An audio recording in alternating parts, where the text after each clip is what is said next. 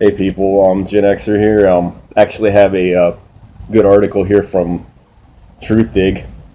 It's about Chelsea Manning. You guys are pretty much familiar with her, at least some of you are. She's a transgender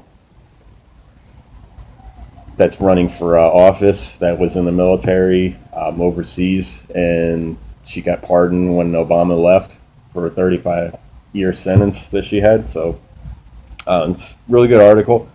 Just to let you know, actually, I'm going to invest in some new lighting. We get some new fluorescent lighting for my room and stuff, so I don't have to sit out here like stupidly and like fighting the wind and the elements and cars and everything going by. But and I'm also going to get probably a tripod for my phone, so I don't have to sit here like like a retard holding my phone with one hand and trying to read and holding papers down every 5 seconds. It's crazy, but anyway, just to let you know, try and make it a little bit more watchable for you guys. Um, anyway, so about Chelsea Manning, it says we need to stop the death machine of power. March 28, 2018. Chelsea Manning on it's actually a Democracy Now article they carried over into Truth Dig. It says Chelsea Manning on Democracy Now. Chelsea Manning wants to change America. On Tuesday, the freed whistleblower appeared on Democracy Now! To discuss her plan with hosts Amy Goodman and Juan Gonzalez. The appearance was Manning's first live television interview since President Barack Obama pardoned her in 2017. Manning was sentenced to 35 years in prison in 2013 after leaking more than 700,000 documents to WikiLeaks in 2010 while serving as an Army intelligence analyst in Iraq. The leaked material is the largest classified data dump in United States history, including documents related to the Iraq War, the U.S. war in Afghanistan, and diplomatic cables. During a conversation with Goodman and Gonzalez, Manning discussed Iraq, dismantling the prison system, transgender rights, and her run for a Senate seat, and other topics. Manning is registered as a Democrat in the November elections, challenging senior Democrat Ben Cardin for his seat in Maryland, which he's, a centrist, neoliberal, corporatist, liberal, kind of like the, Hillary Clinton of the wing type liberal, Mick liberal. Anyway, she explained her decision to run for political office. I thought I was done. I thought, okay, like I can go home. But I don't feel like it is. I mean, this environment and this place, this time that we're in is what I feared because I saw and I realized it expanded more and more, that it's not just the military, that it's not just the intelligence community, it's police, it's the justice system, it's immigration, like all these systems are overlapping and they're suffocating people deliberately and methodically over decades. And this has been a continuing, like people have been building this whirling death machine of power for decades now. See how it's all connected together? The elites, the elite 1%, the military-industrial complex, bad policing, etc., etc. Anyway, it says, and you can focus on a particular war or a particular movement or a particular controversy, but it's the overwhelming awe, the giganticness, if that's a word, giganticness of this system that has driven me to try and fight back. And we need to start, we need to fix these systems. We don't need to fix these systems. We need to stop them. We need to push back on them, whether it's immigration or whether it's the military or whether it's the intelligence apparatus, because they're all part of the same system. And people are suffering, and we can't wait, anymore. We can't wait for change. A memorial in Parkland, Florida to the 17th slain in Marjory Stoneman Douglas High School on Valentine's Day, which is actually fairly close to where I live, by the way. This is why I march.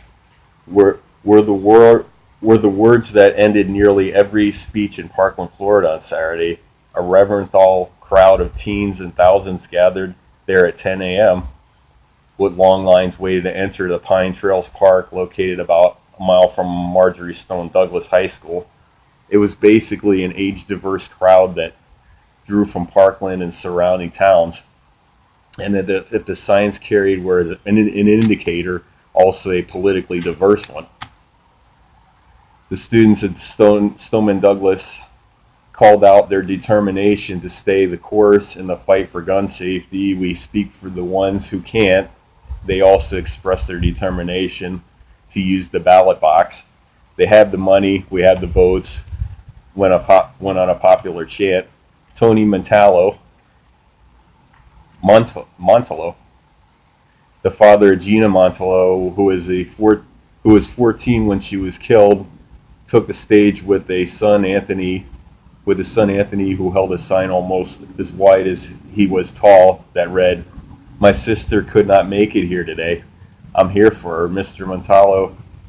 Montallo thanked the Parkland community for his support and called for compromise and legislative action, starting with limitations on the capacity of semi-automatic magazines. Gina was a smart kid and a kind heart, she said. We felt she was destined to change the world through this movement. She might just do that. Max Schlater, a 14-year-old son, Alex, was also killed, told of the meeting he arranged of the 17 victims' families and the leaders of the March for Our Lives movement. The students, he said, inspired him to his core and had won the family's full support. It was just a beautiful thing to watch, and all the families congratulate them. He said of the student activists, tell them that I love them. Tell them that they are fighting for all of us and we'll all have their backs. And he said that legislators in Washington had told him that they were making progress because of the students' determination and because of the 17 families were speaking with one voice. Then the assembled crowd marched a mile from the high school, beginning the first lap of the marathon that the MSD students say that they started. Stoneman Douglas. If the cry from the marchers sum up the day, it was a familiar one. This is what democracy looks like, and that is indeed how I felt. So I can tell you how I feel on this with the gun part of it. They do have to actually make some kind of measures. That's a no-brainer because there's like a shooting like once every month or two, or even less in some cases. But like maybe getting rid of the bump stops possibly and raising the age.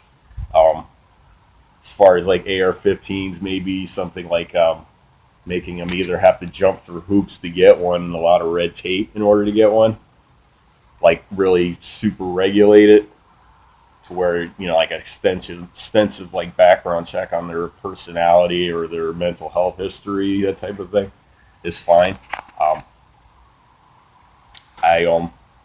I'm fully think we should protect the right to bear arms, obviously. My family owns guns.